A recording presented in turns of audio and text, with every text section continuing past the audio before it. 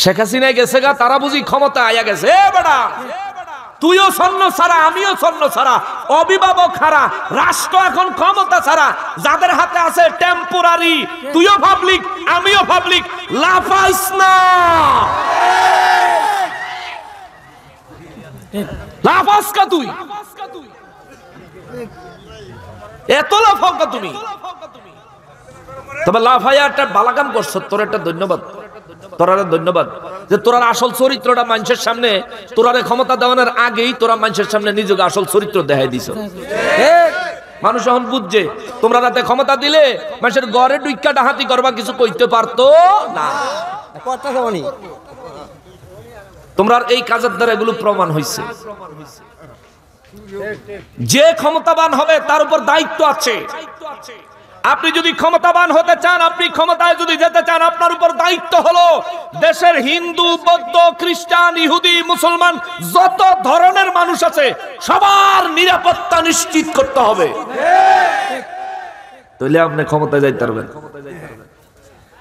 আপনি টুপিও ফিনবেন, মসজিদ ঘরে আগুনও দিবেন, টুপিও ফিনবেন, কোরআন শরীফের দোকানে আগুন লাগাইবেন, টুপিও ফিনবেন, মসজিদের ভিতরে ঢুকে কোরআন শরীফে আগুন লাগাই জ্বালাই দিবেন। আবার আপনি আশা করবেন ক্ষমতা পাইতেন। মনে রাখেন, দুর্নীতি করে ক্ষমতায় আইতে পারবেন, নির্বাচনে ক্ষমতায় আসতে পারবেন না। 100 মানুষ যদি ভোট দিতে ভোট কেন্দ্রে যায়, একজনও তোমাদেরকে ভোট দিবে না, তোমাদের এই কুচরিত্রের কারণে, লোভ লালসার কারণে। ঠিক কিনা বলে?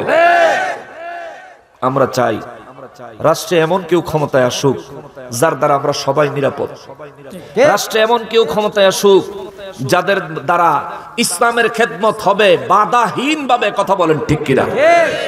গিয়াসউদ্দিন তাহেরি সাহেবের বিরুদ্ধে মামলা দিস। বেটার অপরাধ কি? গিয়াসউদ্দিন তাহেরিকে আওয়ামী লীগ না বলেন, আওয়ামী লীগ না। গিয়াসউদ্দিন তাহেরি সাহেব কি বিএনপি না। গিয়াসউদ্দিন তাহেরি সাহেব কি জামাত না। গিয়াসউদ্দিন তাহেরি সাহেবের বিরুদ্ধে মামলা কেন? তিনি হইল একজন ইসলামিক আলোচক। তার প্রত্যেকটা আলোচনায় প্রশাসনের জন্য মহব্বত, ভালোবাসা, সম্প্রীতি থাকে। তার প্রত্যেকটা আলোচনা থেকে সমাজে কেমনে শান্তি প্রতিষ্ঠা করবে এই দিক নির্দেশনা থাকে। কথা বলেন ঠিক কিনা? কারা না কারা ফিডাফিডি করে কি করলো না করলো হেডার মামলায় না গিয়াসউদ্দিন তাহেরি সাহেবরে দিল। দরবারে বলছিলাম একটা গল্প। দরবারে গেছেন কারা কারা? কাতুটা অল্প কয়জন না গেছেন? হগলতে তো জান নাই। গল্পটা আবার একবার শুনাই নাকি কষ্ট হয়ে যাব না? এক আল্লাহর ওলি তার মুরিদ নিয়ে এক দেশে দিয়া সফর করতেছেন।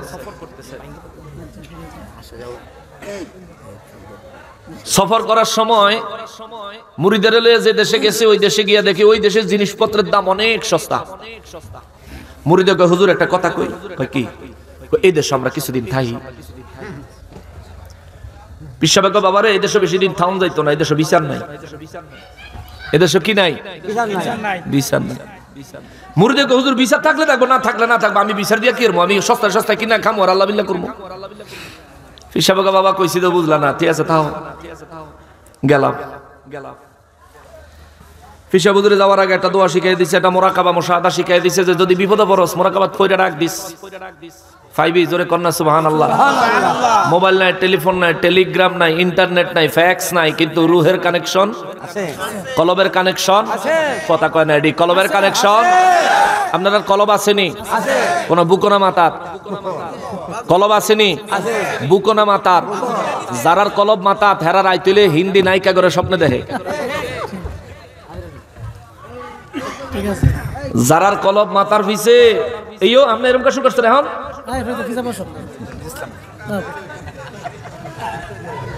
আল্লাহু আকবার, ইয়া রাসূলুল্লাহ, শুভেচ্ছা স্বাগতম। তলি আল্লাহ কয়, বাবা এই দেশে বিচার নাই। কি নাই? বিচার নাই। বিচার নাই, এই দেশে থাইস না। কয় না হুজুর আমি থাকবো, আমি সস্তায় সস্তায় ভালো মন্দ খাইবো, আল্লাহর ইবাদত করবো, এই চলবো। ঠিক আছে। যাওয়ার সময় মোরাকাবা শিখাই দিয়া গেছে যে এই মোরাকাবাত বইয়া বিপদে পড়লে ডাক দিস, পাইবি। এটা কলবের কানেকশন। তো বেচারা ভালোই ওই রাজ্যে ঘুরতেছে, খাইতেছে, ফিরতেছে। হঠাৎ করে রাজার বাড়ি চোর ঢুকছে। চোর ঢুকনের সময় রাজার রাজপ্রাসাদের শীত কাটটা ঢুকনের সময় রাজপ্রাসাদ পুরান হয়েছে তো, রাজপ্রাসাদের ইটা খুইল্লা সোরার উপরে ভইরা ওই শীতের মধ্যেই সোরায় মারা গেছে। আচ্ছা কোন আমগো দেশে চোর মরলে বিচার আছে? কথা কয় না। চোর মরলে কোনো বিচার আছে? একটা মামলা হয় থানায়, চোর হইলো মানুষ তো, মারা গেলে একটা মামলা হয়, তদন্ত হয়, পরিশেষে যখন জানা যায় এটা চোর, তখন এটার রায় আদালত চোর হিসেবেই দেয়। কিন্তু এই দেশ ওই বেড়ায় যে রাজার রাজপ্রাসাদের ইটের তলে পড়ে মরল, এটা কি ভদ্রলোক না চোর?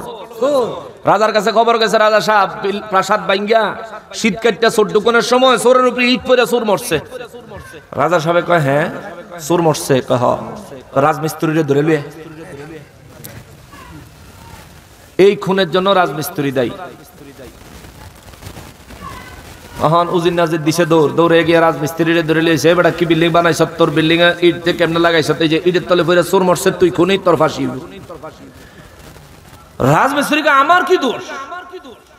যে যুগালি আমারে মশলা বানায় দিছে, তে বালুর জায়গায় সিমেন্ট দিছে, সিমেন্টের জায়গায় বালু দিছে, এতে সিমেন্ট কম দিয়ে বালু বেশি দিছে, এলাকা ইট খুললে পড়ছে, আমার দোষ নাই, আসামি হইলে যুগালি হইব।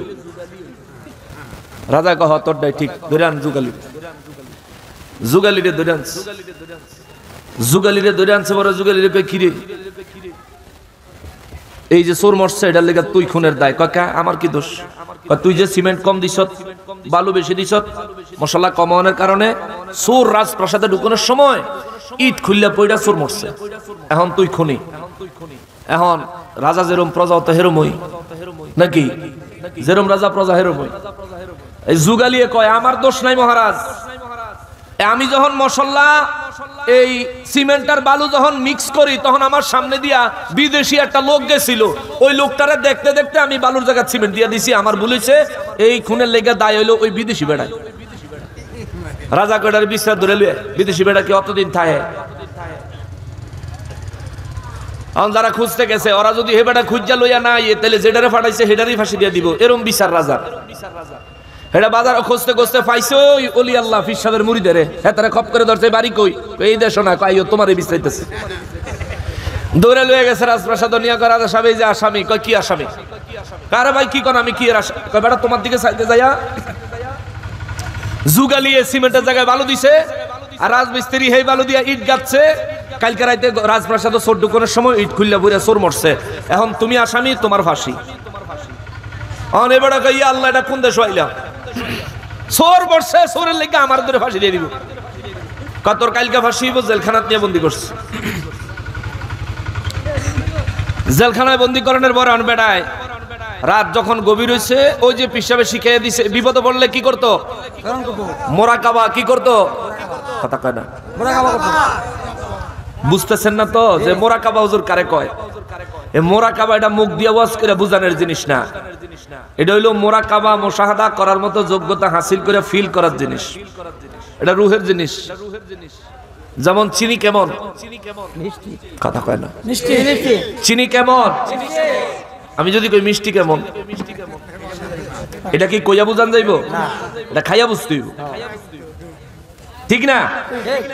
ঠিক মুরাকাবা মুশাহাদা বুঝেন না, তার ওলি আল্লাহদের কাছে যান না তো, সাদওয়ানো বইবে সময় কাটান, টেলিভিশন দেখেন, মোবাইলে ফেসবুক দেখেন, এই দেখা সেই দেখা দুনিয়াদারি কইরা শুধু সময় কাটান। অথচ যে কোনো সময় মৃত্যুবরণ করতেই হবে, মৌত যে কোনো সময় হাজির হয়ে যাবে। এবার রাত্রের বেলা মোরাকাবায় গেছেন, চোখ বন্ধ করে যখন মোরাকাবায় বসছেন, বৈশা কয় পিসা হুজুরের লগে যখন রুহের কানেকশন লাগাইছে, কলবের কানেকশন, হুজুর বিপদে পড়ছি।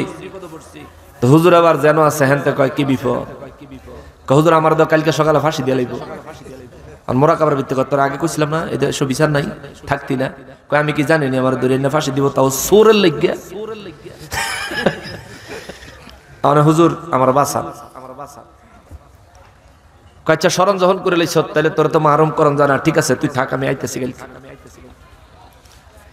আল্লাহর ওলিদের এক দেশ থেকে আরেক দেশে যাইতে কয় বছর সময় লাগে? চোখের পলকে যায় আর আসে। এই পাওয়ার ওলি আল্লাহদেরকে দেয় কে? আল্লাহ। আয়া পড়ছে আল্লাহর ওলি, রাজ দরবারে আইসা মামলা আবার আপিল করছে।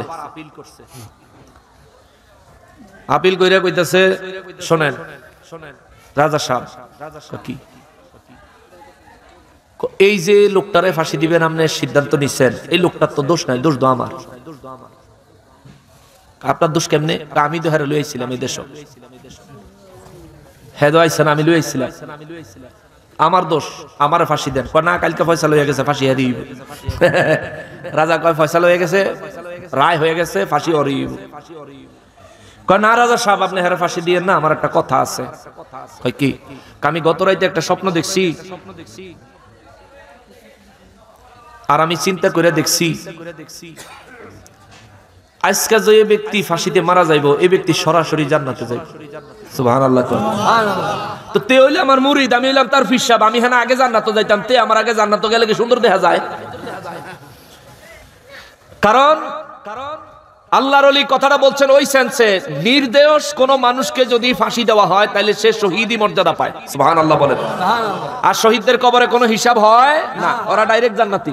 ঠিক ওলি আল্লাহ ওই কৌশল খাটায় কইলো, আমি চিন্তা করে দেখছি যে আজকে যে ব্যক্তি ফাঁসি খেয়ে মারা যাইবো এই ব্যক্তি ডাইরেক্ট জান্নাতে যাইবো, তো তার আগে আমারে পাঠান, আমি ওলি আল্লাহ, আমি হইলাম তার পীর, আমি হইলাম তার গুরু, তে হইলাম আমার শিষ্য, আমার আগে জান্নাতে পাঠান, তারে না। রাজায় কয় খামোশ,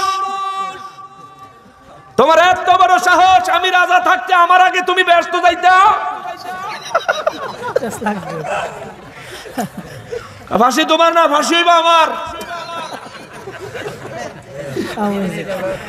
আমি ব্যস্ত যাবো। এই হলো বিচারের নমুনা। আমাদের দেশে যদি এই জাতের বিচার আপনারা করেন, মনে রাখবেন এই দেশের মানুষ ৭১ রক্ত দিয়ে রাষ্ট্র স্বাধীন করেছে। এই দেশের মানুষ জুলাইতে আবারও রক্ত দিয়ে রাষ্ট্রকে স্বাধীন করেছে। এদেশের মানুষ ওলি প্রেমিক, নবী প্রেমিক, ইসলাম প্রিয় মানুষ। ধর্মীয় ভাবে এদেরকে উস্কাবেন না। এদেরকে উস্কানোর মানে হইল সিংহের লেজ দিয়া কান খাজ্জানি। ঠিক কিনা বলেন?